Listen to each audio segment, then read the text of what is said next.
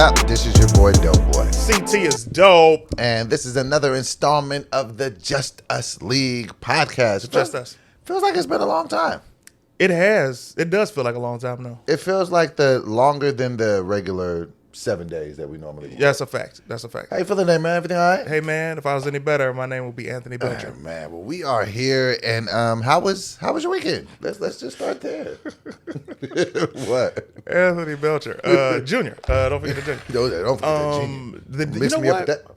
My week was fire. I just got back from Orlando with Martin Lawrence and Ricky Smiley, D-Ray, Adele Givens. Not just gonna scooch past that. I seen the pictures. I be on the gram. I follow you. You be on the gram? I be on the gram. Don't be leaving nan comment. I see it because I need to get better at commenting because I think people start thinking that I don't rock with what they're doing. I just try to sporadically do it. You'll reach out after something is posted and be like, yo, and talk about the post, right, but you won't say nothing on the post. I need to start doing that publicly. Like, there's no reason why, I think, other than sheer laziness. I like just doing this. I like looking at this. You got to open it. Then you got to make sure you say the right thing. Then you got the spelling thing. Then you got to go back and see Let's go back. Is the spelling a problem for you? Sometimes, you know what? Spell Wednesday for me. Wednesday, Wednesday. I don't be knowing how to spell Wednesday like that. I like every time I try to spell it, I just let it auto correct it for me. And then I realized the other day, I was like, well, just spell it. And then I tried to spell it. I was like, I wonder how many people don't know how to spell Wednesday. Just kept capitalizing the D. You know what it is? What's easier to help remember, like something like, I remember being a kid and learning how to spell it, and I just broke it up. Wednesday.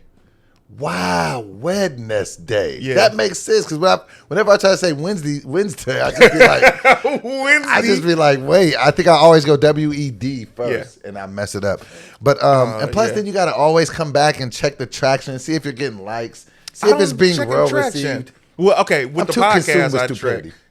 I am. I'll just keep going back. Like, is anybody saying anything on this? It's an idiot type of thing to do. I need to put more comments and just comment on the things I'm seeing in life. I'm not even gonna touch it. Yeah, man. So the week was fire, Let bro. me see this sweater of yours. What is this? Oh, I dropped a comic book on the site, so if anybody would like to grab the comic book, they could hit the site. But this is a lot of the merch from it. It's a design on the back, different colors, different style hoodie. You know what's funny? When you do merchandise like hoodies and T-shirts and stuff like that, I have a lot of different people with a fan base that are different sizes. Right. We got small people, big people. 6X. I used to be in that. You know what I mean? Damn, 6X. Anyway, I'm not going to. And you used to have to stretch them out with the elbows. You know about the elbows. We have to stretch it. Yeah, you turn that 2X to a 6X to an 8X. A 6 to an 8? You massage it with the elbows. I did not know that. I be massaging my 1X's to 2X's because I don't want to go back to 2. I just won't. I'm telling you, seriously. I told you last week, the dude was like, you sure you don't want to get a bigger shirt? You did not say that. I didn't tell you about that? No. Oh, okay. I said. Wait. So wait. Because I'm going to forget the thought. Okay. I always put different styles of hoodies there for different size people. So a lot of times people like who will wear like 5X, they'll go to the hoodie that only goes to 2X and be like, hey man, what are 5Xs? I'm like, there's other choices, brother. But that's what they want. They don't want to be shunned. But it's not shunning. It's It literally is. Society shuns us. Growing up, I used to always deal with that. There were never cool looking clothes for big dudes. That's I hated a that. lie. No, it really wasn't. Well, you grew up at a different time. And it was like, I just hated it. Like, I used to always have to shop at Burlington, and there was only but so many. That's what the dope stuff is. Now, but back then, like, it was just like you only had so many options. But no, so let me tell you, this happened last week. Yeah. So I go, and I'm going to the liquor store to, not for drinks, nothing, but no, not for no drinks. I went to get a T-shirt. That's why we get my pork clubs at. And, since like last summer, I was in the L's. You understand me? But XL was kind of like where I was moonlighting. 2 is where I'm like, this is getting too far. Moonlighting. Yeah, it's my thing. So I like 2 is kind of where I'm like, we're getting back into murky waters. So I go to the store. So I go to the store, right? And I get a XLT because the T in it is always key because you get that extra. Because that's the thing. If a shirt is too small as a man of girth, if you're too big, if it's just a regular 2X and you don't have the extra LT that's longer, it's like if you put your hands up in the air, the shirt will come up, you're showing your stomach, everyone laughs. If you got that extra couple inches, so cool. So I got I'm probably a 2X, right? Being honest, I'm a 2X. You know what I'm saying? 2X, right now, as we speak. Okay. But I don't want to believe that in my reality. So I go to the store and I order a 1X. And so I was at the store. The dude behind me, he's just like looking like he was looking at the dude that's selling it to me and looking at me. He was just like inappropriate. And then he's like, bruh, you sure you don't want to get a 2X? I looked at it. It was a black dude. I looked at him, I'm like, nah, man. I'm like, get out my business, because what I do when shirts, when they're a little bit too small, I put them on, I put the elbows in, and you ain't never done that? I've never heard of this. Really? I swear to God. This is Fat Boy 101. I'm teaching you some game. Yes, you get your shirt and so basically it's just like you're putting your shirt on, and before you bring it all the way down, you just put them elbows in. Who taught you this? Other fat niggas in the streets. There's a network, absolutely, of big guys, absolutely, that are teaching things. They teach you. I'm telling you, man. I was like 11 years old, and just a fat nigga just appeared. He had like a bucket of chicken. He was just like, "Hey, man, it's time." First of all, do you want some? Second, he just told me the game, and I told you the nuggets that they've taught me, man. He told me don't ever be the fat funky nigga. Yeah. Always stay dressed. You know what I'm saying? And they teach you. You know what I'm saying? With the ladies, make sure you learn how to rub feet and eat pussy. Oh, cats, Jesus Christ. Eat the, what's the perfect way to say box it? would have been better. But yeah, these are things that you unreal today. So let me say. Okay, so back to the show. Oh, no. Well, I'll get back to that in a minute. Okay. I owe you an apology. We got into an argument yesterday. Me, man. I owe you one too. We got into an argument yesterday. I was very loud, and it was uncalled for. I know I've already apologized off camera, but I want to do you the justice. Hey, man, you're a solid man, and I apologize too, man. I know that sometimes I can be a lot, just as a friend. I can be a lot as a family member, and I know I can be a lot. So I know sometimes, I can, be a lot. But thank you for that, and I'll definitely always work to, be less. I don't want to say less me. I'll be less of myself. Wait, I can't. I don't know that I can. But no, man. I don't know if you could be less of a family member. Like you said, a lot as a family member, because your family really truly consists of just you and Kiara. Yeah. And she's your spawn. It's not like, y'all are brother and sister. Oh, and I definitely got to talk about this weekend for Kiara. Are we going to tell them what we was arguing about, or are we just going to leave them in limbo? Because they're going to want to know now, and I don't think it's anything that personal. It's not that personal. You would have to pull it up on your phone, because obviously we're recording. Okay, yeah, okay. So yeah, go ahead. All right, so me and CT start beefing. And it just went. Well, let's go back from the docket. Okay, this is how it starts. Okay, let's go. So, right before the docket comes, the docket of what the things we're going to talk about on the show, I say to Doughboy, because I get back in town Saturday from Orlando. Mm-hmm. Shout out to Orlando. Thanks for all the love. Anyway, Sunday is the day that we typically record, right? We do. So, I'm like, hey, man, how's 10 p.m.? Because, I explained this. I said, because I have wrestling fan friends that are coming over to watch the pay-per-view. And he's like, cool. Mm-hmm. Like, that's a bet. Yes. 10 p.m., right? Mm-hmm. No, 10, was that 10 a.m. that you said that?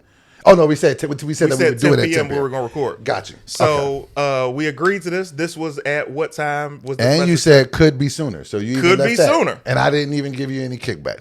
And I just respond with, that's fine. That's fine. Okay. And then he says, cool.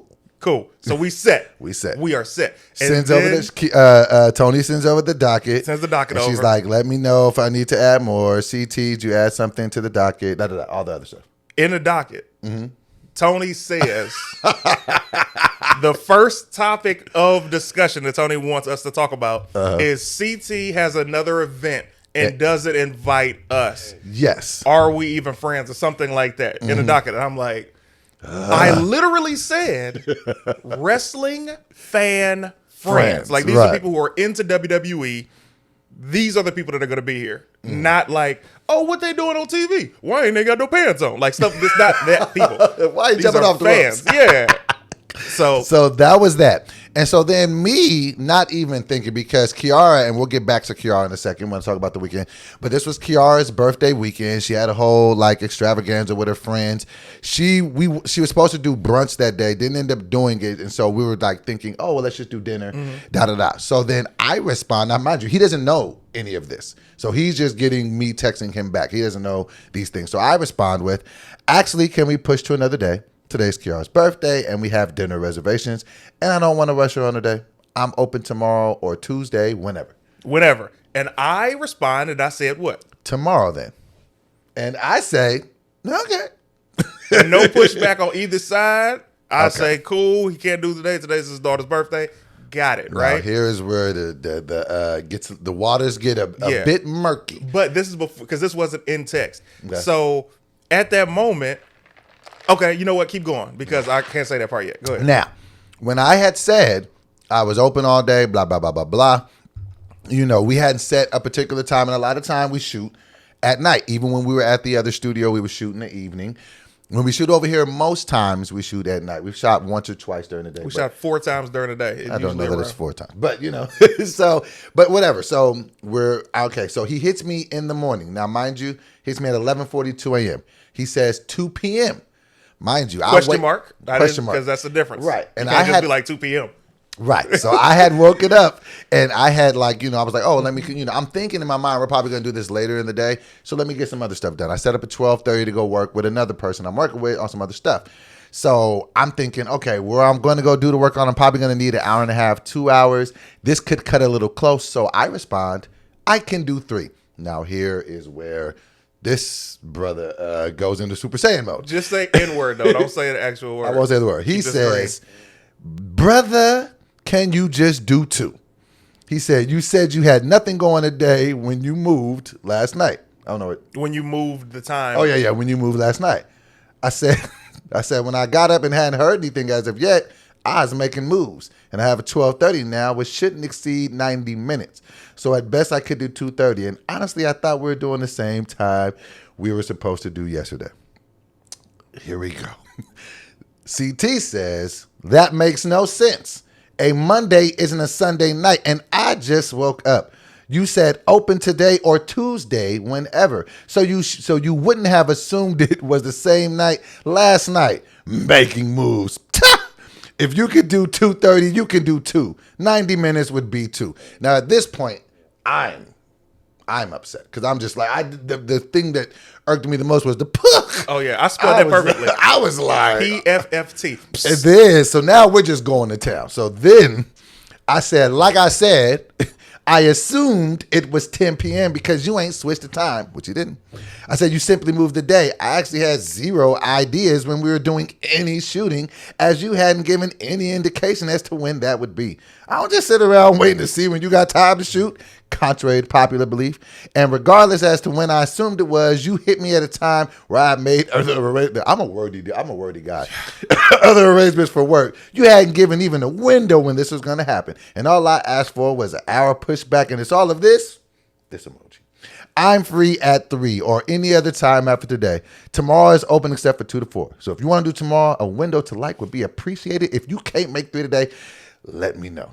Now, mind you, people, what he just did was read it in such a jolly voice because he wants what he said. Exactly. I didn't even interrupt you because I'm like, I'm going to just let him live, bro. Like, he's reading his like, and if we get blah, blah, blah. That's not how he was sounding when he's writing it like, because Doughboy, whenever you get serious, you always like, what I was trying to say was this, and you did this. And I know that's the tone that you were using. And so then he tries to FaceTime me. Because he sent this long message, and I'm like, oh, we have to talk. Like, I'm not a long text message guy. Let's talk. And then I'm thinking he's calling to talk because he's calm and reserved. No. Then he was just... it was a yelling conversation. So it got turned up. And then it was just like, I was like, all right, man. I was like, whatever. I'll come now. I'll beat everybody too. He's like, no, man. Because if you pull up, we're literally going to throw these. What happened? No, I'm listening. Oh, we literally going to end up throwing hands. I'm like, man, speak for yourself. He was like, all right, man. I'll talk. We just hung up the phone. He was like, I said, look, so you see these voices that he's giving. Now, What's interesting is the members of Team CT are very perceptive and they listen, but they also listen and think about context and what's in between. A lot of the members of the donation are only listening to tone. So that's why I said the way you're reading it, they're gonna be like, I don't understand why CT's always got a problem. Blah, blah, blah. You know what I mean? But Doughboy, shout out to the donation, the members of the donation that rock with me. I love y'all. Now here's the thing. To go back on this. And we got to unpack it now to let them know what we learned about this whole thing. Absolutely. Okay. So when Doughboy is saying this, I say we have to talk, bro, because I'm not about to be reading these long messages. And Doughboy will send a long message and then get ghost. Like you can't get him on the phone. So you hadn't read it when you called me? No, I read it. Oh, okay, gotcha. I read it and I was like, let's just talk. Because I'm not about to send a long response. Let's just talk. So he'll send something like a letter and then you try and call him, hey, I'm about to walk into this meeting real quick. I can't talk right now. Like that's Doughboy one-on-one. Right? All of a sudden it's a meeting. Oh my God. It's the most passive aggressive. Anyway, I call him.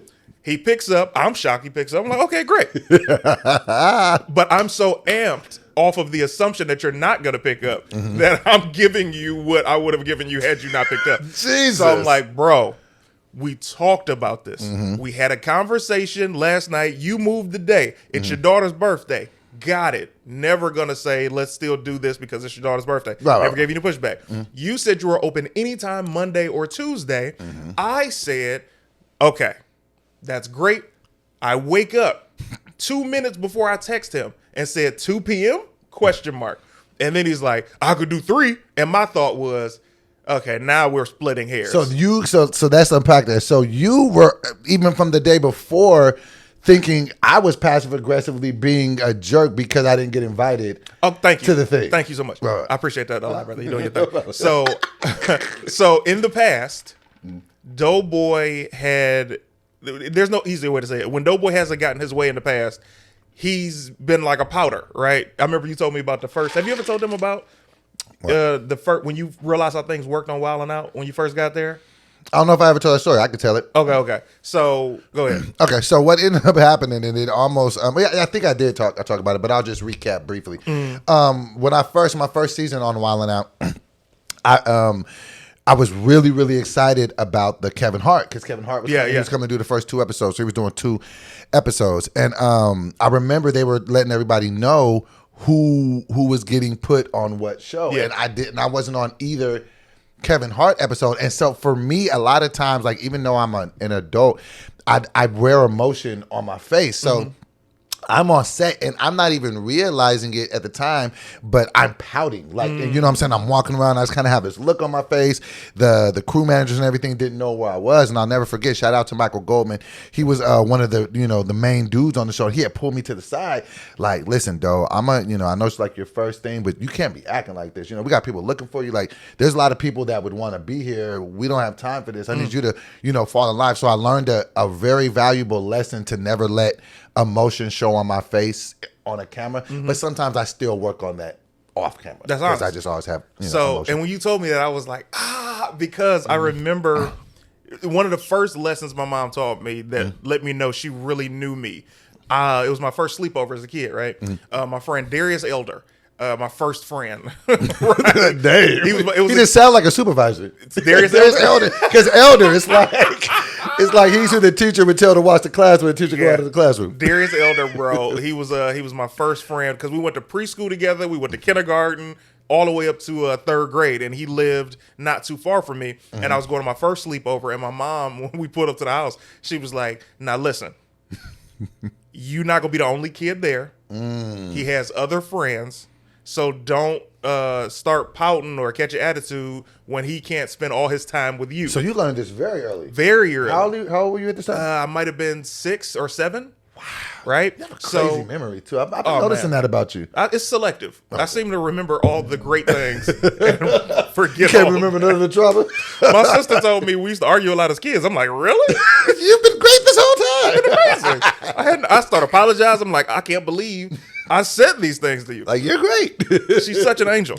So I learned that early on about the wearing stuff on your face and just how to really behave. Right. So back to present day with the story, Doughboy has this thing where he'll not so much as physically pout, but his energy will be pouty as far as things go. So fast forward me being like 2 p.m. and he's like, I could do 3. And I'm like, okay. So you thinking it's a pout. And genuinely it was me waking up trying to be more productive during my day. So it was really coming from a good positive place. And that let me, once we talked about it, I realized that, as much as somebody as much as we as individuals try to evolve and change, we do have to understand that it's not an overnight process. And sometimes even the best of your friends will still, resort to how you used to act until you put up enough markers of the new you to be like, oh, this is how. Yeah. So even though I kind of was but then I kind of understood that I have been like that in the past. So I get why he would think this was a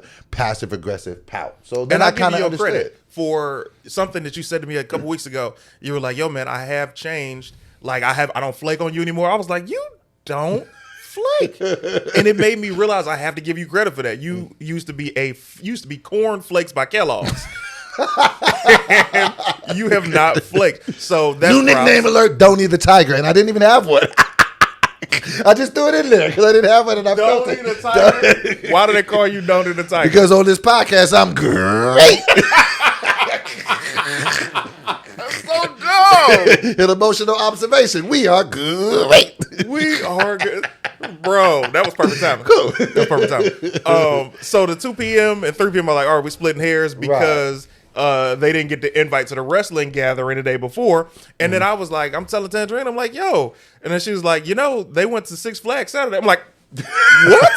And she was like, yeah. I'm like, I didn't get the invite to Six Flags. I didn't get the invite to the thing. But mind you, this is a child's birthday. I'm not tripping. Right. But I'm like, if we go into petty, we going into tit petty. For tat. Yeah. And we was out last week on a double date. And y'all were on a double date at a yacht or something the week before with a generic couple. And I'm like, who's no, that's my man Triune and this lady. That's one of my guys. What's his name? Triune. Triune? Yeah. That's my guy. You got to meet Triune. You'd love Triune. That's a very interesting great name. Guy. Great individual. Triune.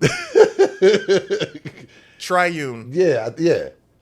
I know it means something symbolic, but I would hope so. Yeah, but so man, I'm glad that we were able to talk, man. No, we're not done. Oh, keep going. Oh yeah, we're not done. So that happens. We get on the phone. I'm like, bro, and he's like, we never set a time. And I said, Doughboy, this is why I like texting because you can always look back at the record. And I go back while we're on the phone and I read exactly what he said. And he's like, okay, yeah, well, okay, we set a time. And I was like, and I just woke up. So you're saying just because you woke up before me today, don't throw me to the wolves like, well, I mean, I don't just be waiting around and know when we gonna shoot. I'm like, wouldn't that be precisely what you're doing if we haven't set a schedule? So I'm like, all right. Precisely is what I ain't got time for this. You have nothing but time. Shut up. So this is the kicker. So my thing is always, I respect if somebody stands on their guns. Like you stick to your guns. You said you had something to do at 12:30. You would be done by 3. So no matter what we're talking about, if he stands on this, I'm good, right? He then says, all right, well, fine. I could be there too. And I'm like, oh, that makes even more sense. So then you really think I'm full of crap and that I was just standing on something. Because if this is a genuine plan, there's no way that you can cancel this plan. No, because that's the thing. My thing was this. I just made these plans this morning. So, you know what I'm saying? Even though I did want to do it and it was something to do, it's not going to be the end of the world for me to call it. I just really be big on if I say I'm going to do something, I try my best if that, to do it. So, so you were just thinking in my mind that I was. So now then, actually, your response was actually justified in that. Because if you quantify it with who I used to be, plus with the fact that it's seeming like I'm being mad and passive over something elementary, and then it's like, bro, we got to work, and then I actually apologize. Let's turn this truck all the way around and go back the other way.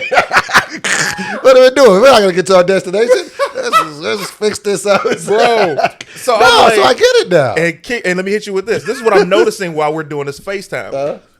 Doughboy said he had a 12:30. We're on the phone from 12:08 till like 12:13, and you said you had to go there to wherever you were going. And where I was going is literally on Bourbon. Like it was super close. Nice. So that's what's the good thing. But at this moment of this FaceTime, I'm looking at Doughboy, and I'm like, he's still in the house. It didn't look like you had showered yet. And you said 12:30. Like you got that straight out the bed aura. Straight out the bed. So it touched no water. Like I'm thinking of all of this in the heat of me giving you these points. Right. Because it's like a lot of times when I'm speaking to people, and of course tone has a lot to do with it no matter what. Right. But when I'm speaking to people and they don't understand what I'm saying, when I've literally in my mind said it so clear, it feels like I'm speaking Chinese, like a different language to somebody, and somebody's like, I don't understand. I'm like, you know what I mean? No, that actually makes a lot more sense. And now that because we didn't even flush it out this much when we talked yesterday, but now that you say it like that, no, I totally, I can totally see how that looks. But really, when I was saying, you know what, forget it, it was just me trying to be a team player. Like, I'll push this if it's this serious. I'll push this. We'll go do that. But then by that time, you're like. No, and wow. Because at that moment, it was like, and I know myself very well. And I'm somebody that I never want to be physical with my friends. And I had gotten to a level. That's what you said. He said, if we shoot today, we literally going to be throwing heads. Okay, let's unpack that. Because, okay, I've known CT since roughly late 07, 08. Yeah, either way, 07, 08. And the entire time from that time to, let's say, the top of 2021, outside of one time that I think we got in each other's faces. Where you were giving me a ride? Yeah. No, I wouldn't move my car. I wouldn't move my car. Yeah. So outside of that time, where I really thought, like, man, I'm going to have to body slam CT. So outside of that, I've never gotten into it with him, never heard of him getting into it with anybody else, and never really heard of him talking as violence as a resolve. Yeah. This year, from the this comes off too to the me and you, like, what's going on? But I feel like something is awoken in CT, and you ready for the hands. Do we need to get you in a boxing ring somewhere to let off some of the steam? I can't box, so I would lose. And that's the difference. And we were talking about this like 6 months ago. You were like, yeah, man, we get the gloves. And I said, I just know how to win the fight. Yeah, I know how to fight. I don't know how to box. And boxing is I respect so many boxers who have the skill and they know the techniques. But I would never put myself in a situation where there's emotion involved and a technique that I have to go by skill. And it's a combination of failure. But, you know what it is, man? It's a combination of mass. It's also a combination of, as I've gotten older, I've had less tolerance. Like when I was younger, it was, it's the opposite. Like a lot of people, they're hot-headed when they're younger because they're like, oh man, you know what I'm saying? I ain't got nothing to lose, all of that stuff. Right. And then when they get older, they calm down. But me, as when I was younger, it was I have to make sure I keep my nose clean. I have to make sure that I stay out of trouble to the best of my ability. And as I've gotten older, I've been like, look, man, I am a man. And there are certain things that I just won't tolerate. And I've just gotten angry at people. Right. And with you, though, it's a different level with anybody. Right. Because we care about each other. I love you. Right. But it's Likewise. like, man, you have the innocence of a child, but with that comes a lot of anger sometimes because it's like, I love Kiara, but sometimes I have to cuss her out. Like, you know what I'm saying? Like, I know how kids do. But what I would, mouthy. She's 16. what I would suggest is, you don't have to box and like actually, spar people. But man, get into a boxing and just hit a bag like that. Cause I feel like that's just as men, sometimes we have that anger. And like, a lot of times, like when I box, like I love sometimes I don't really like sparring because people take it too seriously. I ain't really trying to do all that. Yeah. But sometimes just hitting a heavy bag, it's like no matter how hard you hit the bag, you're not going to break the bag. The bag's not going to come, but it will let you get out a lot of that aggression. You know what happened between us? You can put one in here. Between us having the phone call, the argument, and me calling you back to apologize, what happened? What? I was so angry. I knocked out 100 push-ups straight. See? In between the time that we hung up and then. And it was like, all right. Start ticking you off more often. You're going to look like 50 Cent by the end of the summer. That's on me. Just call you, man, shut up, you chump. You're never going to be nothing that's like, bro, I was like, and I was doing a long, because in the beginning of you trying to get back in the push-ups, you do it like that. But man, straight. Well, I don't know that I've ever straight. done. It was like I broke it up. It was like then I got closer. Bro.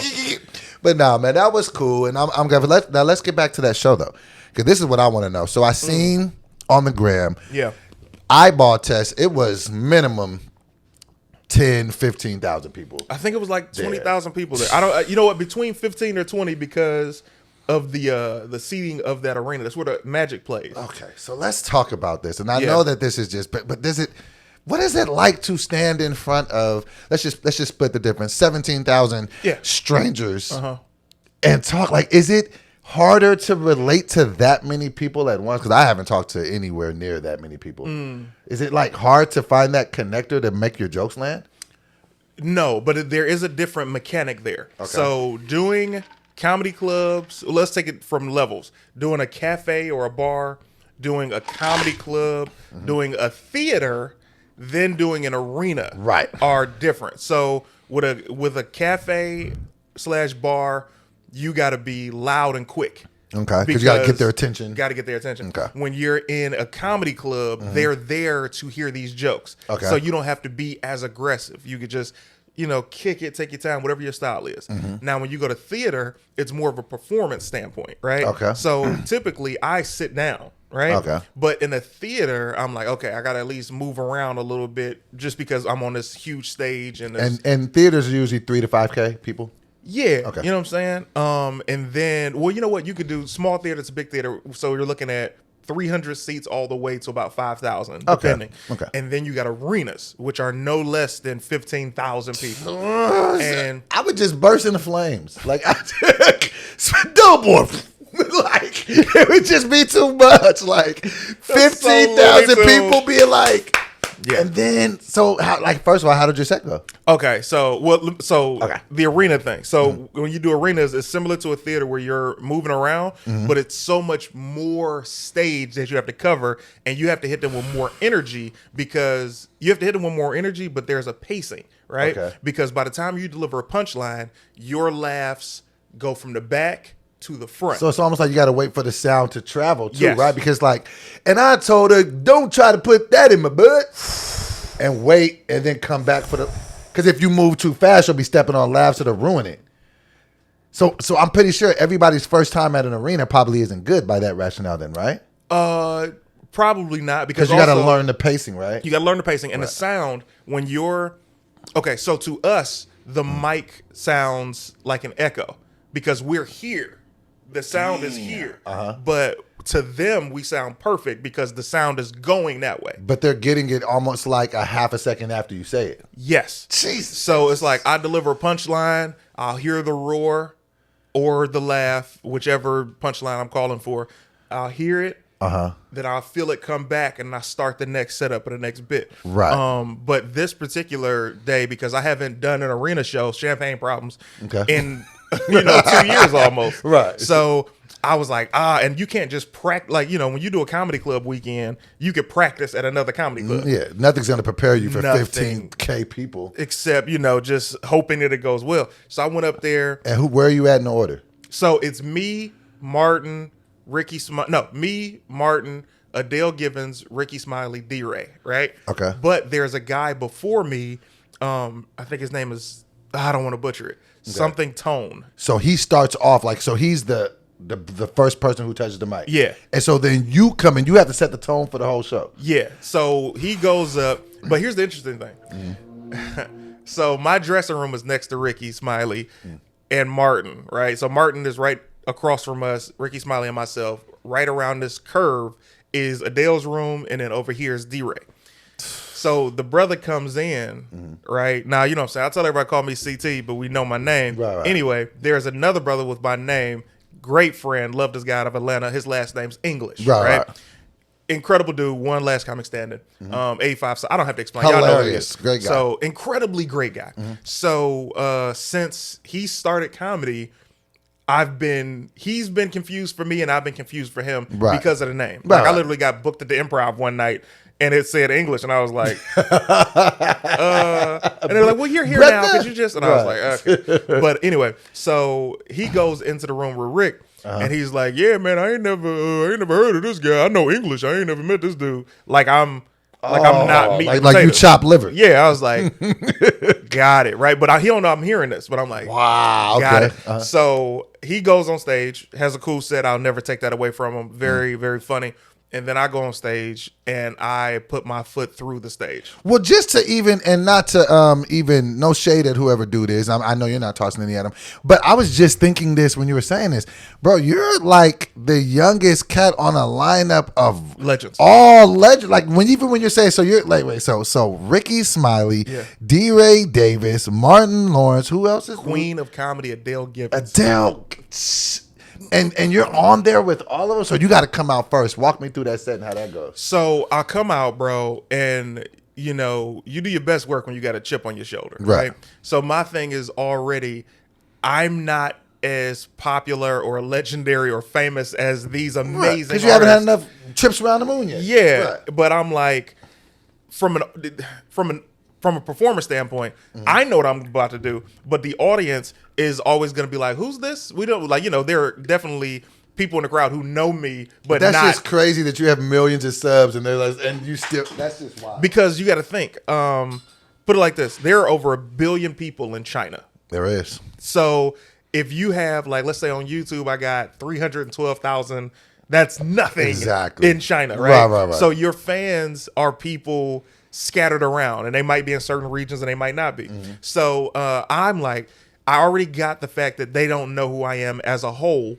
So I got that going against me, and I'm not as big of a name as everybody else. And such just said this about you backstage. Yeah, so I'm like, all right. So I go on stage, and the first thing I say, ladies and gentlemen, you don't know who I am, but by the end of this, y'all gonna be clapping for me. All I need is your energy. Crowds look, they eat stuff up like that. They're like, oh, okay, well, who's this guy? Well, you better be. And I go into my material. I'm talking about everything, and I'm talking about it with energy and flair. I'm moving around the stage. I didn't mean to cut you, but let's have a conversation about this because I know that, I think we spoke about this last episode, and I was like, no, I don't think we did. So the last show that we performed at together was last week, and I seen you go. Shantae's Joint. Shantae's Joint. Shout out Shantae when she had a show over at the Comedy Chateau Monthly, and we were on the same show, and I was giving CT so much props because I was like, bro, you just go on stage he went on stage literally, did like 15, 20 minutes, got the biggest applause of the entire show, and he didn't even do one. I know his jokes. He didn't do none of his material. So I was like, how do you do that? So he was like kind of giving me the game on, well, here, tell them how you normally do that versus did you do any crowd work here, and what was the difference with that? Because I know that you went on that stage and you just kind of talked to the audience, and I would have thought you were working on your jokes for this. You just played around with them. Did you do any crowd work here? So tell them how hard that first thing is, and then versus what you did. So interestingly, you can do crowd work in an arena show or a big theater show, but you got to think about it like this. Like the Comedy Chateau is a small room where if I say, hey, look at this girl with the pink shirt, everybody in the room can see her. When you're in an arena, you can't say, hey, everybody, look at this dude with the blue. If the cameraman don't go there to show it on the monitors, nobody can see this guy. Right. So you don't really want to do crowd work, and I didn't. But so the energy was, my thought has always been to go to the Comedy Chateau thing. When I'm live, when I'm coming to your city live, when you see me live anywhere, that show is just for us that night. You will never see me do what I did at this live show at another live show. The only time that the crowd will see something similar is if it's a televised appearance. Like when I did All Deaf, that was a set. Right. You know what I'm saying? That was material that, okay, the whole world can see. And then you retired that after that for the most part. Yeah, I had to retire it because, everybody's seen it. Right. Or enough people seen it. Like one bit that's so on the internet of mine, I can never do, and I hate it because it's a good joke and I want to do it again. Right. But the I'm handsome bit. Okay, gotcha. But so what I like to do is I like to make every live show specifically memorable for that night. Yeah. So it's like you could walk away and be like, man, we had a great time. Remember the dude you called Belt? And it's like, I don't, but it was fun. Right. So with the arena, it was more, I'm going into these bits and I'm about to say everything that's on my mind. I'm having fun. So it was a mixture of me doing what's in the moment for us and a couple of bits of material that I knew they could relate to, right? Nothing topical, but like my thing has always been relationships, just like my style of comedy and videos. So I had done all that. And how much time did you do total? I did about 15, 20. Okay. So after I get off stage, you know, everybody's showing me love, and I'm like, oh, thank you, because this is literally a dream of me to have been performing with Martin. Like, this is the guy who made me want to be a comedian. Man. So Ricky's showing me love, Adele, Martin, D-Ray, everybody. Robert Lawrence, shout out to Robert. Robert Lawrence is the reason I'm even a part of anything with the Lawrence family, and he's always shown me love and looked out for me. But so end of the show. Brother comes up. He's like, man, I had never met you before, man. I only knew English. I'm like, yeah, I heard you when you said it to Rick. And he's like, yeah, hey, man. But, man, you had a killer set. I'm like, thanks, bro. You did cool. With the straight face? But he was a nice guy. It was just like, you know, you get that chip on your shoulder. Well, man, that's super dope, man. And it's super inspiring, too, because I've never done a audience that big. I know one day that I will. Yeah. I just be like, this podcast that's just keep cool. Going. You're gonna definitely be doing it in there. Come on, man. I love how it's just to see the levels of it. Like, you know what I'm saying? So, you know, shout out to that. My weekend was a little different, man. My baby girl, Kiara Janae, turned 16. Man. It was an emotional weekend for me. I am not gonna hold you because, you know, everybody knows Kiara is like my number one motivation for things. And it's just Did she watch the show? Huh? Damn. So she's your motivation. Yeah, she ain't rocking with dope boy. She just be having her own things to do. I mean, she'll watch it here and there if I ask her to. But I ask her to, okay, I'm fine, Dad. But man, it's just seeing her grow into the woman that she's growing into, man. Like she's 16 now. She's about to be driving.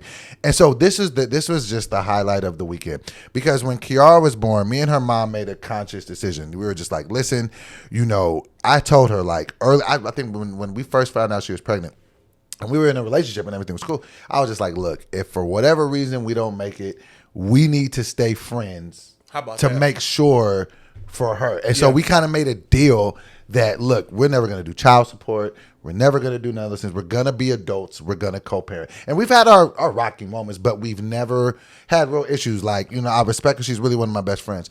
So fast forward to this weekend, it was just so dope to see her working in concert with Tony, because, you know, they had so basically what they had, we asked Carol what she wanted. Like, we were like, do you want a big party? Do you want to, she was like, I just want me and a few of my friends to be able to go. You know what I'm saying? We want to go to Six Flags for the little scary night thing. And I was like, oh, you want me to go? She was like, well, Dad, no. Like, I'm starting to get the whole, like, you don't have to, like, I'm starting to get, like, you can if you want to.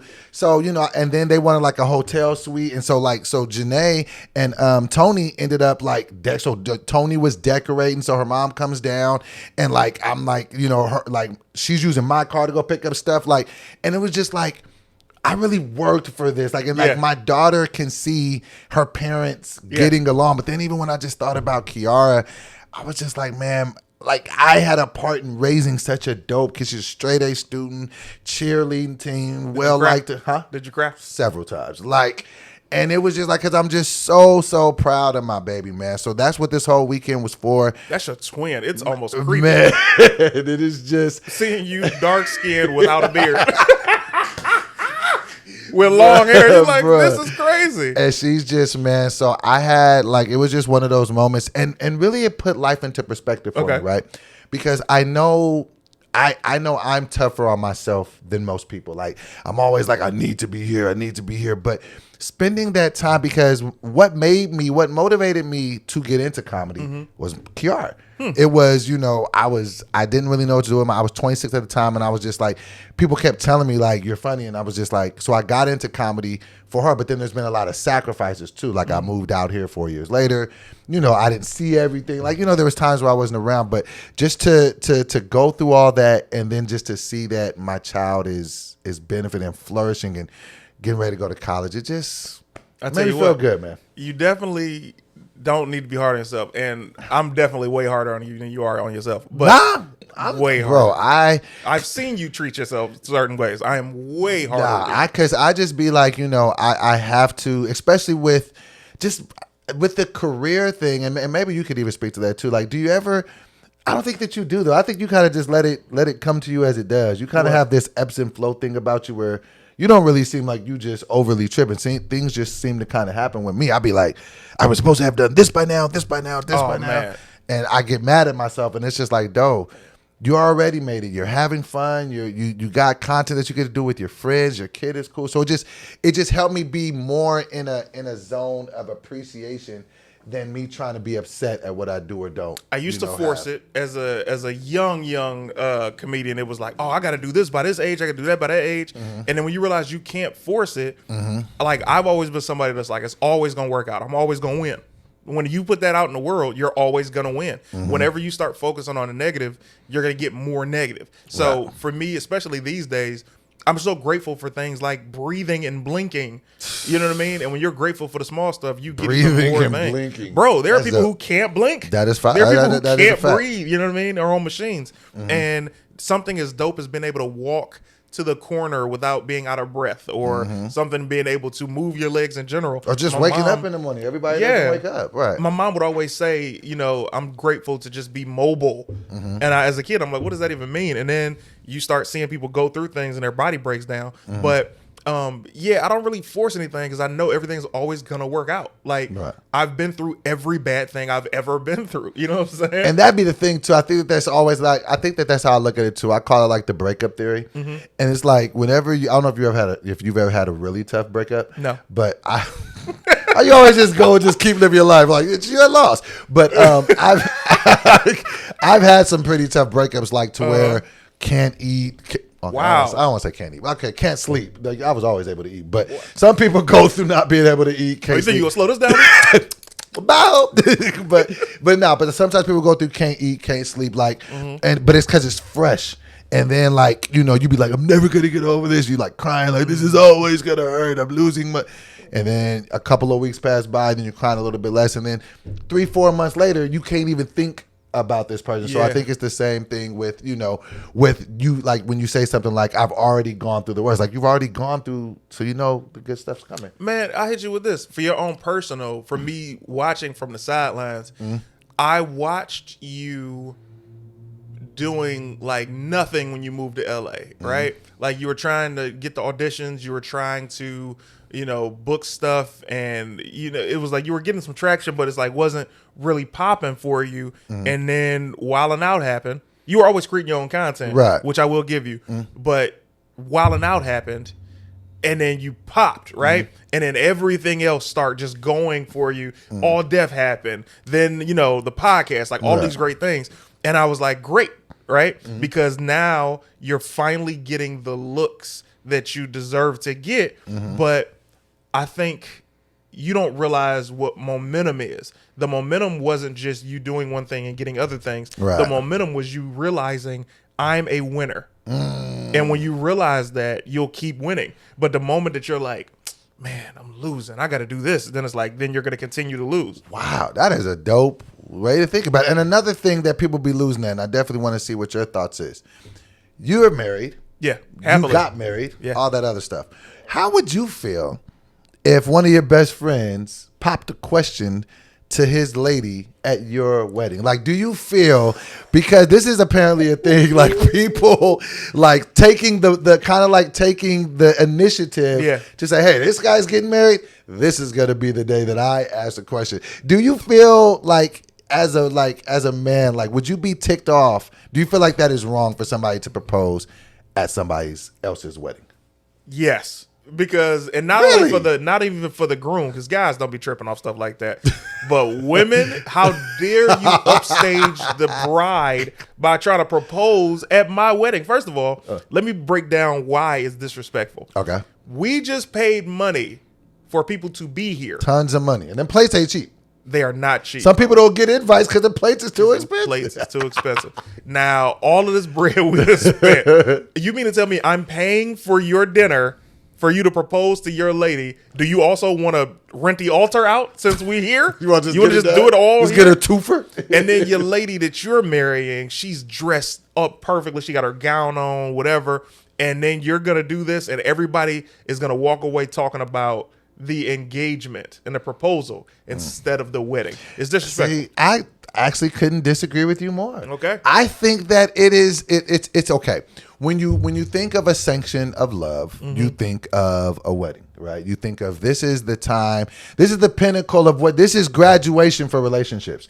There's no higher level of a relationship outside of a 50 or 60 year anniversary. So this is the biggest moment. People don't do like, and nobody invites all their family and friends to come out for anniversaries. Like this is to show the world this is love. Like you said, money's being spent. People do bachelor and bachelorette parties to get all stuff out of it. This is the Super Bowl of relationships. So I'm just saying it like, okay, I get that. And you know, weddings are long. You got the part where you know, walking down the aisle, you're saying your nuptials, and then you have all the different things that go on in the reception. Why not, if you got a friend of yours that also is in love, that also wants to one day aspire to be this, be like, hey, man, let me also do this. And then everybody be like, yo, not only did we watch this fire wedding between CT and Terrence, also Doughboy and Tony and it was great. So it's almost like an undercard for the main event. Nobody walks away ticked off. What? Nobody walks away like why would you be mad? Because now the only way that it could go wrong is if the girl says no. Now, if the girl says no, now everybody who's going to want to take a shot after that. Let me tell you why somebody would get waffle stomped out. Waffle stomped at my wedding before. These ain't your friends. This ain't your family, bro. How dare you bring your lady and propose to her in front of my family and friends? No, but if the person is your best friend, you guys got to at least have some mutual friends. Okay. He probably knows your mama. You got to have some mutual friends. Uh-huh. Some mutual friends. Some, right. At my event. And you're going to propose to your lady in front of my people and our mutuals? Absolutely, because that's the thing. The lady that's getting proposed is going to be like, wow, he took all of this thought and effort. He took this moment away from these people just to propose to me. I think that it's, I think because of what it represents, that could just show that there's other people that want to aspire. So you can look at it like, hey, we've inspired people to do this thing. Doughboy, I want you to listen to me. Then y'all can take pictures with the new couple. Twosies. And you have then you have a dance with the couple. Then you have the newly engaged couple. You just hijacked they win. That's a cheat. That's economically responsible. Now, from a standpoint of a guy proposing, it's all upside. Forget all that skywriting in the sky. You can do it there behind a beautiful backdrop. Use their pictures. They are going to always remember your memory with theirs. Horrible. What do you? Go ahead. If you do this at somebody's wedding, I need you to be prepared to be super socked. When you tell me and you're like, super socked. Man, I got to talk to you. I'm like, why are you talking like that? Man, they tripping. I try to just, they tripping. I thought everybody was having a good time, hanging out. I don't know. They tripping. A bottle of Cristal popped over my head.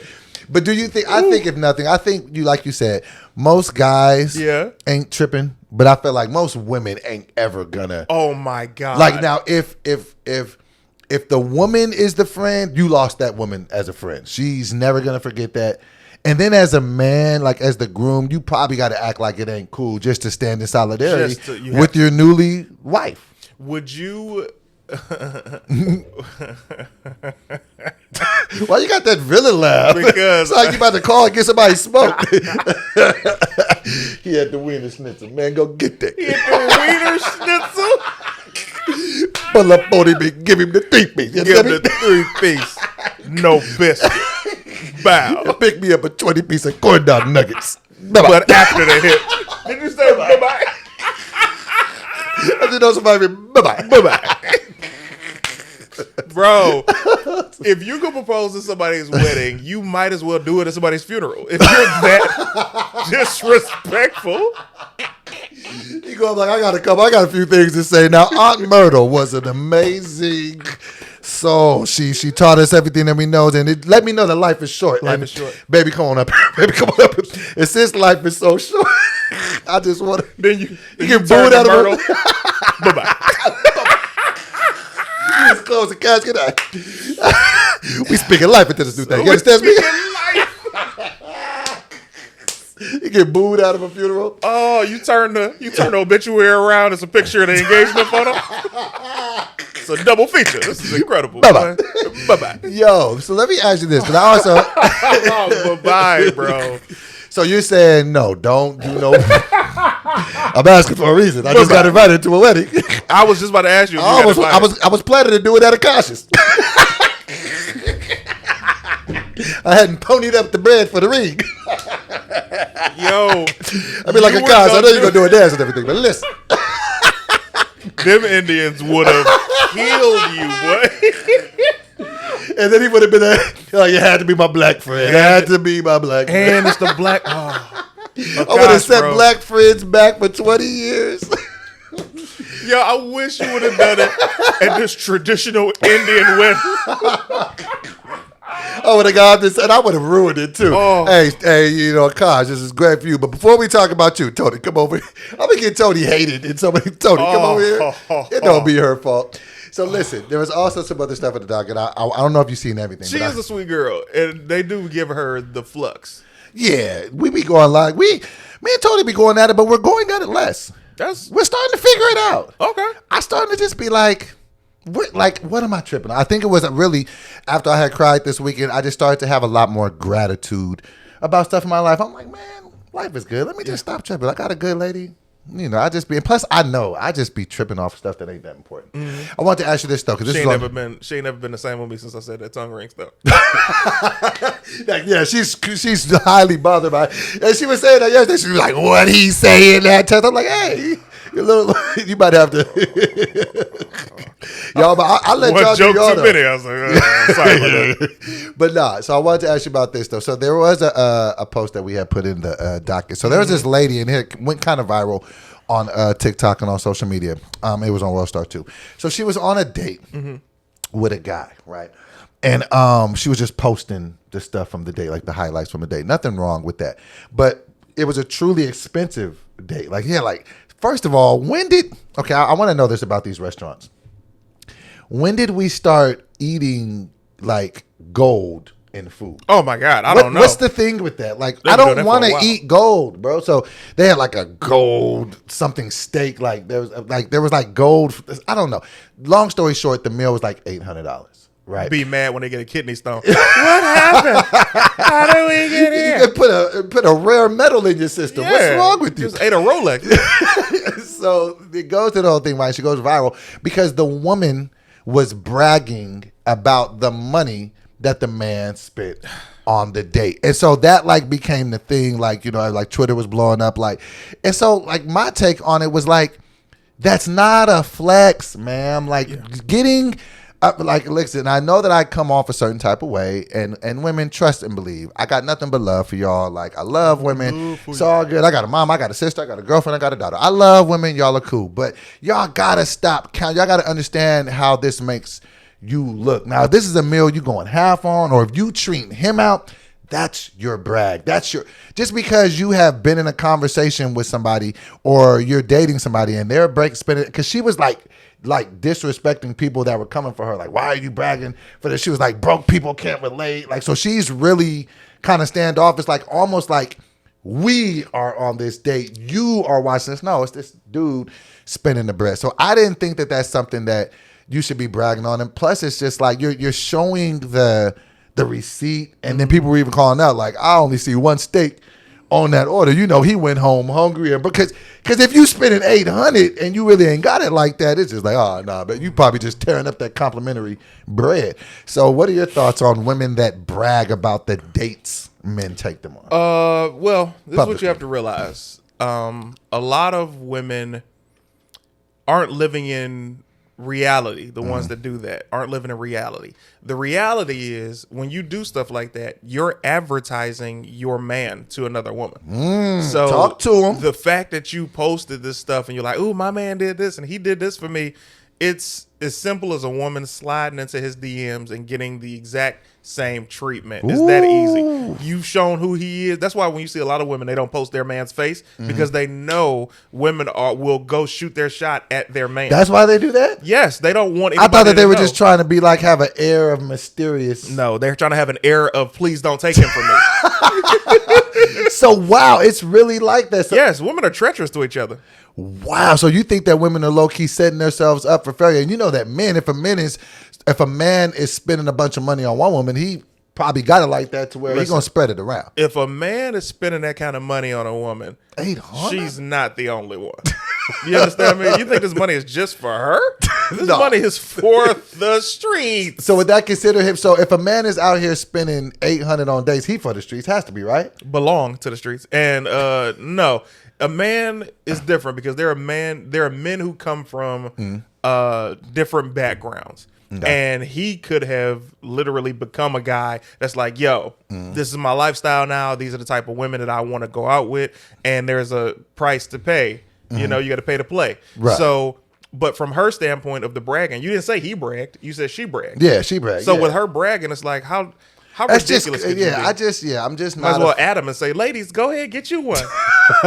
He paid. There's a factory of them. I don't know. I don't like it. I don't subscribe to it. And I think that at some point, you know, it's just the things that we value or find something to be like, or brag about, it's got to change, because I'm not bragging about somebody else's money. To me, that's just it's like being I'm not gonna brag anyway. It's like the Scrub song. You're in the back seat. You're the passenger side of your best friend's ride, trying to holler at the girl. It's like, hey, we in the Benz. We in the Ferrari. It's like, he's in the Ferrari. You're riding with him. But that's another thing that people don't even think about that song. Like most things about that song, if a woman's saying all that, a lot of times a woman was walking.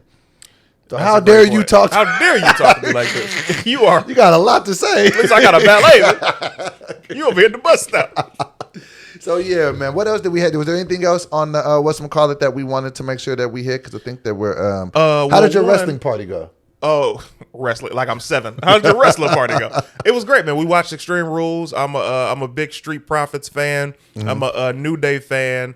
Roman Reigns. It was great. It was a great pay-per-view. It's a B show, so I knew there wasn't gonna be a lot of title changes. But good homies came through, man. You know, Nene came over, her husband Shane. Shout out to Nene. Jermaine Fowler came through, and his dad, my boy Richard Aaron. It was great, man. It was truly a house full of wrestling fans, just literally going crazy at the screen. That's dope, man. I used to be into wrestling a lot when I was young. I don't know when I fell off of it. I think at some point I was just like, you know what? We have to put the conclusion to the simp. Okay. We talked last week and we found the source. Oh, we did. Why. Oh, yeah, we can close out on that. Yeah. So that was okay. Yeah, that was a very much healing conversation. So me and CT actually had a serious conversation. Like after the last episode, we sat here, we talked for, I want to say like maybe like an hour and a half. And it was just like, because I was getting ready to leave. It's like, all right, man, just sit down. I don't know if that was, you felt like I had something on my spirit or what. You definitely did. But we ended up talking. And because like we say, like I always get a lot of the simp comments. Like, you know what I'm saying? Like simp. And so we basically, and I'll paraphrase because it was, like I said, it was a long conversation. But through our conversation, we were able to get to the root of the simpiness. And so where the root of it, and this has actually been very emotionally mature because I've just been trying to pinpoint in my life where things went wrong and how I can, right them. Because simple solution. Yeah. Simple. That's a shirt. Simple solution. That's fine. So I had figured I'm just trying to figure out because you can always look at how somebody behaves and just judge them if you want. But sometimes it's better to be like, okay, I see this person acting like that, but why? Yeah. So with me and in our conversation, what we were able to ascertain, CT voice, was, okay, I grew up in an environment where family was very, very important to me. I grew up, I didn't have always a rocky, tumultuous life. Like, I want to say from the time from 6 to 12, life was good as I knew it. Like my dad, mom, sister, church, all of the things. I had this picture of this family in my life because I was living in it. It was cool. I'm playing drums. I'm playing football. We're thriving young black family in the community. Once I hit 12, family gets broken up. For whatever reasons, dad's gone, sister's gone. Things are just no longer the way that they used to be. So I remember just feeling that young, like it was taken from me. Like, this whole little unit that I had was so dope, and now it's no longer like that. So at that point, I believe is where the fracture happens. And then in my mind, I'm like, oh, well, if I just get a wife one day, I'll have my own family. And then you take that into adulthood, and then you take it to dating, and then it's like now every woman I'm meeting, I'm genuinely think, is this my wife? Is this my? I literally become like, she must be my wife. And it comes off as thirst because it's like, look at him, like he's talking to all these women, but it's like, no, I never really desired to be a player. I was just always thinking every woman was my wife. And so every time I would start talking to him, it was like, I would be so accelerated. You're gonna be my girlfriend. Because I'm trying to get back to whatever what do you need? Let me give you this so I can have my happy life. Whatever you need, this is because this is what I need. What you need. Yeah. And then I totally overlook whatever flaw, you know what I'm saying? I forgive more than I need to because I just don't want you to leave. And then it wasn't until really that conversation that I understood that. And I didn't even tell you after that, like I left when I got in the car, like I cried a little bit then too, but like in a good way. Cause I just felt like, I feel like I'm starting to understand why I am. How did you even help me figure all of that out? Because I feel like I didn't come to that conclusion on my own. I just felt like more we talked. A lot of people talk, and when they talk, well, first, I'm a great listener. You are. When people, and that wasn't to pat myself on the back. No, like, you are. To answer your question, it's like a lot of people talk and they're not even paying attention to what they're saying. So like a lot of, like I remember I was reading a comment, it was something that I had just told you on the episode. I was like, you just be talking and then you listen to talk. You're not trying, I mean, you process. Wait to talk. You're not really listening to what's happening. So when you were saying this, I was like, oh man, that's why you had this need for love and you were willing to do anything the girl wanted to get that because you just wanted to repair your childhood. Yeah. And from that, it was just one of those things where it's like, this is the root of the issue. Like because I understand myself. And when you go through life and you finally get why you're a certain way, like one of the hardest lessons for me to have learned was from my mom when she told me everybody ain't gonna like you. And my thing was, what? Why? Like, I'm such a nice guy, and I try my best to, you know, just be cool, and I don't treat anybody messed up. I'm funny, and she's like, yeah, and you can give everybody some money too, and everybody ain't gonna like you. And it blew my mind. So once I accepted that, then it became, okay, what are my triggers? Why don't I like certain things? Why am I going after a certain type of girl? Why am I hanging with these types of people? Why do I want to do what I do for a living? And I asked myself these questions and I realized it. And once I got that answer, I was like, oh, so I understood me. And you were somebody that you didn't understand why you were doing anything. And it was so blatantly obvious to me that I thought you had come to the conclusion before. So when we talked about it, I was like, oh, you don't know. No, and it's one of those things that's tough too, because to even compound my emotional fracture, it's like I start trying to replace my family everywhere. So then I even start doing it in entertainment, and then it's just like, oh, these people, everyone's, then it becomes, oh, you're my brother, you're my sister, and it's like, you're my dad figure. It's like, no, like you can't do that, because then when things happen and then there's so much pressure put on these relationships, because you're literally putting people in a position to where it's like, you're my family now. Yeah. You can't do this because you remember what happened. So then, but to be able to finally come to the acceptance of that, just be like, okay, though, this is the way you are and this is why. Yeah. But you can change and you can pivot. And so that's another reason why too, like, I think that, I'm starting to grow more patience with Tonisha, because it's just like, Tony don't really be doing nothing bad like that. Like, you know what I'm saying? She's not a bad girlfriend. I know I come here and I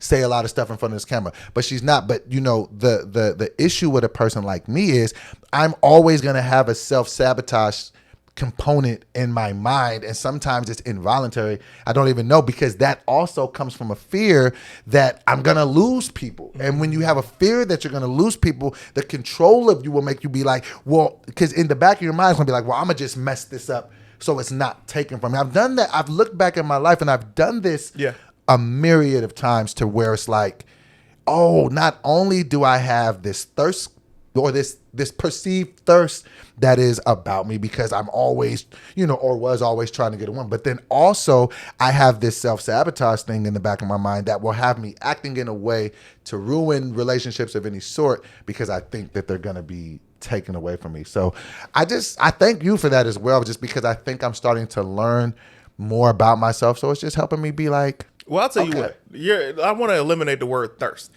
thirst is not a bad word. Oh, I'm thirsty for beautiful women. Oh, he's thirsty. Every time he's around girls, he want to get that number. Okay. I'm sorry that I like the affinity of beautiful women. Right. I want to get their numbers. I'm sorry that I want to keep in touch with people who are visually stimulated. Right. But they make you feel bad for that, though. Yeah. It's society. Thirsty. Hey, all right, call me thirsty, fam. You know what you ain't going to call me? Lonely. By myself. You know what I'm talking about? By myself. So it's like that, bro. So I do want to eliminate the thirst thing. So I had done a sketch called Simp City because after we had done the episode, there was this like. But here's the thing: contrary to belief, it wasn't about you. The only thing that I thought was thank you. The only thing that I thought was the word simp, and I was like, you know, what would be a great. I think it was after the first episode I wrote it down that we were talking about simps, and I was like, you know, what would be really funny is to show a simp. And like, what could be the weirdest scenario where somebody simped out, right? And then I was like, oh, and then Dion was already gonna come over here. I'm like, perfect. And then like, I'm gonna do a woman one. I'm gonna do more. It's gonna be a series of simp episodes. And I was like, dope. And then I'm gonna look at the comments, man, Doughboy should have been in this. I'm like, first of all, don't disrespect Doughboy.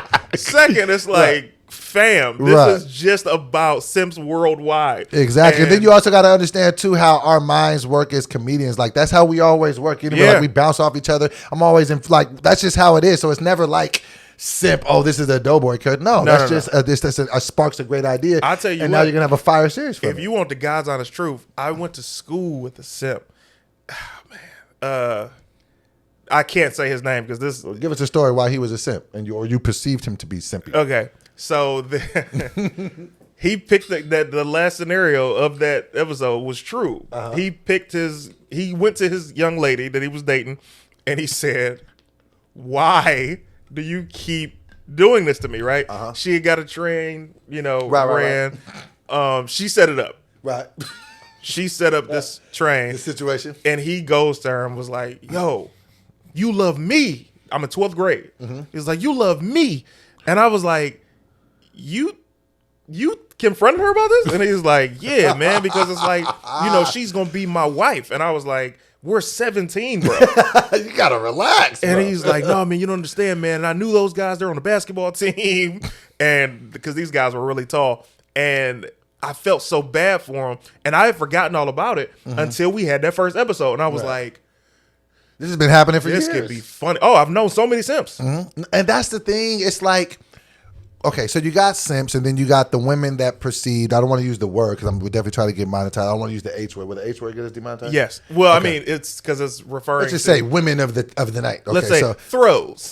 There we go. There we go. So it's like you got the simps, but this is the thing, and I don't think people understand this about throws.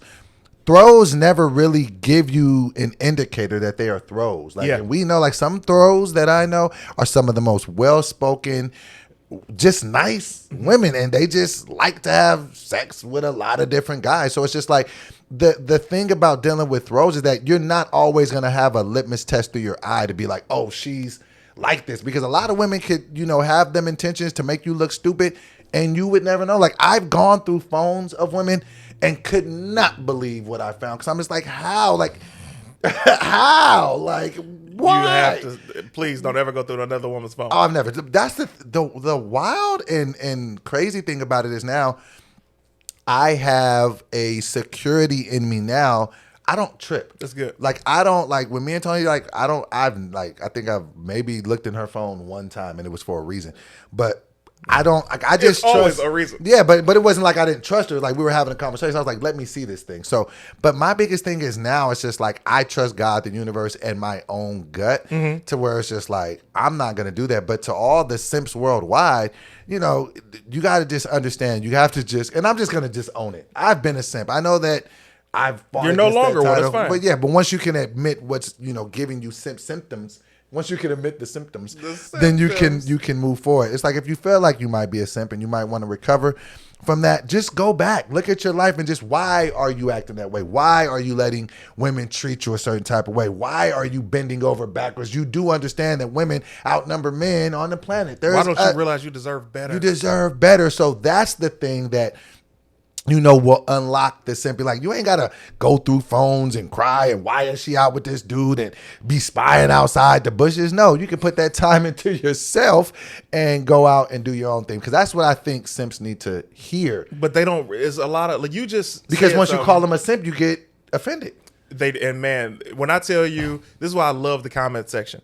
I love the comment section with people showing love, but I also love it because it points out the simps, right? So the simps are always the ones, I don't like simp. And it was a girl, I don't like the wires. Like, okay, baby, you might be a simp. And then it's like you see more and more people who have the problem with the simp, but then you see the real ones who aren't the simps that are like, man, this is hilarious because they know that they're not simps. Hurt dogs holler. Right? I'm starting to like that term. It's real, but when you just said it, there was such a I'm gonna admit it because it's such a bad word to the people it affects. Because it comes off as offensive, right? But I'm glad that you said that, and I'm glad that we are in CT City because we ain't on the clock. We go as long as we want. Yeah, man. What does a female simp look like? Because y'all ain't off the hook. Because I see a lot of women in there. You always gossip. I know that you know more. So you start accumulating your thoughts. But let me talk to you women out there right now. Y'all get on here a whole lot. You got a whole lot to say about men and how thirsty they are and how simping and how you take advantage of them. But some of you women be simping too. What are some of the characteristics of a woman simp? I know that they exist. Believe it or not, they're the exact same as what a man do they simp. do? They just go ahead. Do they just like let a man run all over him, do whatever he want, never leave him? What does the female simping look like? That's prime time simping. Whenever you have the woman is just like being treated horribly and she's just staying there and she's like, okay, this is a great example of a woman simp. Okay. You're letting him use your car. He's going to smash other women. You know he's smashing other women because you found the evidence in the car. Right? Yvette from Baby Boy was a simp. Come on, man. That's what you're saying. Yvette was the queen. But no, because women sit there and give her props for like sticking with him, and she stayed with him in the end. Yeah. He was smashing his daughter's mom. He was smashing the chick from work. From her job. In the car. And she stayed with him, and women celebrated her. And women celebrated her there, but she's a simp. Simp. We have to start it's bringing... simply amazing how much... Drinking on Simply Lemonade. Man, Simply, so delicious. And the women simps be so... here's another example of a woman simp. When a woman has a friend that's another woman, and she tells her about her man, and the woman is like, look, I got this evidence. Here's a video. And the woman gets mad at her girls. That's a simp. Listen, had a situation. Okay, I'm not. Go ahead. Listen, this happened in real life. Okay, I'm gonna try. I'm gonna try to not. Wait, like nothing else did? No, you don't really have a 16-year-old daughter? No, this is genuinely happened. I'm gonna try to say this in a way to where I don't care. I'm just talking my life. Had a situation years ago. Good friend of mine ends up marrying a woman that I know. Okay. Let's just say woman in my family. Okay. And mind you, that's always, because it's like, that's my family, but whatever. It's cool. They get married, right? He cheats on her. She stopped talking to me. I'm like, wait, and stayed with him.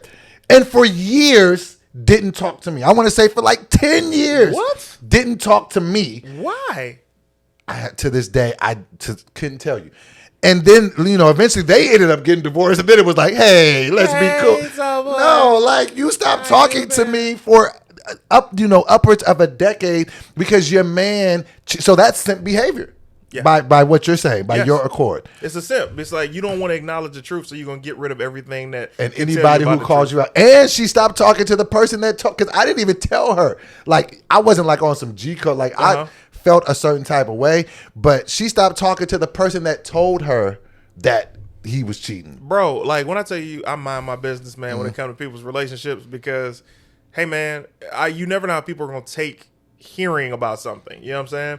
It's like you tell your homeboy, your homegirl, you see something and they blame you, or they get into it with their spouse even further and you're still to blame because you said something. But how ridiculous is that? People aren't just because you're an adult doesn't make you mature. Ooh, and I think a lot of people get that twisted. It's like people be saying, like, people be so quick to say, I'm grown. Like, that doesn't make you truly grown. Your birth certificate don't make you grown. No, you keep saying stuff like I do this, I do what I want because I'm grown. I pay my bills. Like, paying bills isn't the only thing that makes you an adult. Right. Being able to handle something as simple as being able to talk through a problem you have with another grown person and coming to a common solution is something that can make you an adult. Absolutely. Being able to say something of why you're upset about something is adult. But you just paying a cell phone bill and some rent don't make you grown. Or yeah, exactly. Or just the fact that it says 32 on your... Come on, man. People are so immature and stupid that it blows your mind when they say things like, can't nobody tell me nothing. You're like, all right, so do you want a pat on the back? Can't nobody tell you nothing? That's not even something to... I make my own money. You can't listen to somebody else's. You can't listen to other people's, train of thoughts. I also think another sign of simping behavior from women is women that just intentionally try to go sleep with other women's men. Like I have heard, because I feel like that's simping to me. I have seen situations where women kind of feel good about sleeping with married men just because will have no real romantic connection with the guy like that. But just to be like, I know he belongs to another, I'm just going to do it because I want to. I feel that's simping. That's not simping. That's more of just vindictive and just if the girl knows her, yeah, that's no, not if they know each other. I'm just saying she's just going up after married men, not going after her friends married men. But just saying, I've seen women act like that. Like when I got married and I was married for 84 days. I got approached by more women during that 84 days and I was just like, this is so strange to me. I'm literally celebrating my wedding, you know what I'm saying, even though I have to tell the story about the wedding one day, but I'm celebrating being married publicly and my DMs was hot. And I was just like, part of it felt like I was getting set up and just to see if I was for real. And part of it felt like, no, some people just wait around, to see if a guy, and that becomes more appealing to them, a married guy. Well, a married guy is appealing to women when the married guy has shown that he's only about his lady. That's the difference. Like if you just so they just want to ball that emotion for a few minutes and then give they want to be able to have the power to say that I took that from her, because women are vindictive to other women. But that's not a simp. A simp is more if a woman is paying for everything the guy does. And let him use their debit card. I mean, yeah, and there's no return on that. So it's like if she's paying for everything and he's like, hey, I need money for this. And it's like you become the sugar mama with none of the sugar. So she's like, oh, go to the movies with me. I ain't got time to go to no movies. But hey, give me $20 so I can do this. Here you go. Like that's simping. So now I realize why you were telling me not to tell Kiara to pay for those first dates. Yes. Now I get it. I'm glad now it happened. Thank you for telling me that, because now I see it could be perceived as simp behavior, and then somebody will think that they could take advantage. Let me tell you something. And she's 16. If she started simping now, you could never stop it. You cannot unsimplify somebody. You don't understand. I need $5,000 for his dream, for his mixtape, Father. Wow. So you too can prevent simp behavior from your children by being active in their life and letting them know their worth. And teaching them the game. My mom taught me the game early. She was telling me, don't have people in your life that don't serve a purpose. Ooh. You know what I mean? You're going to get older. You're going to want somebody in your life that does certain things. If you start dating certain people, date the girl that you have fun with, great. Date the girl that can cook. Date the girl that does this. And, don't lie to anybody. Be upfront with everybody. But everybody in your life needs to serve a purpose, because if they're not, their hands will look like cups. And a lot of people will be in your life that just want something from you. Say that one more time. I've never heard that one. Their hands will look like cups? Yeah, don't mess with nobody and their hands look like cups. Hey, could I Give me some of this. Could I want? Like that? Wow. Those people are always users. And the minute that you don't have anything to pour into their cups, they're gone. Man, you've been dropping some gems lately, man. I mean, man, they call me Gem Dropper. Gem Dropper. I like that, man. New nickname alert. New nickname alert. Gem Dropper. Yo, man, this has been another fire episode of Justice League. And before we get out of here, Couple things. Because we want all of the episodes. Listen, let's talk a little bit. Last episode hit 10K. Yeah. So that's what I want to talk to them about. Listen, man. Now we got goals. If you guys haven't subscribed to CT's page, go and do it. You should already be subscribed to mine as well. So make sure you're subscribed to both our pages. These are the things we want you guys to do. They're just time things that we need. We're not asking for money. We're not asking you guys to finance anything. Yeah. Listen, but we need you guys to be subscribed to both. The full episodes are on CT pages. The clips are now living on mine. I got to take some time this week to start chopping up more clips. The clips are going to be on mine. But what helps us more, please like the video, share the video, get in the comments, because it puts us in the algorithm, and then YouTube, Facebook, they'll put us in front of other people. So we need you guys. Please help support the Real podcast. talk. Everybody who's watching this, you know at least one other person. Come on. It takes nothing. It costs you nothing to hit the share button. Share. Drop a comment, hit the share button. Like that off top helps immediately. Watch the ads. I'm cutting the ads down because what YouTube would do sometimes, they'll add more ads. I'm like, I remember I only had 3. And then they added like 13. I am paying attention. There will not be any long ads, but I need y'all to watch the ads. Yes. Show love, man. Don't just skip through them. Subscribe on the audio joint. The audio link is audio. there. We're on all audio platforms. Come on. The audience is growing on the platform. And let's start getting these episodes to 15K. And once we start getting consistently to 15K, maybe we'll start dropping some bonus episodes. I'm just saying. I can't know. You got to properly incentivize people. So just please. 15 is a good number. If y'all can get us to 15K. Get us to 15K. We'll drop a bonus episode because we want to give you guys more, but we also want to show the advertisers that we are worthy of those advertisement dollars. Okay, and we just gotta. Well, I'll tell you. Okay, anyway. Okay, we got some big things coming. Yeah, but I have been Doughboy. CT is dope, and we'll see you guys next week. Peace.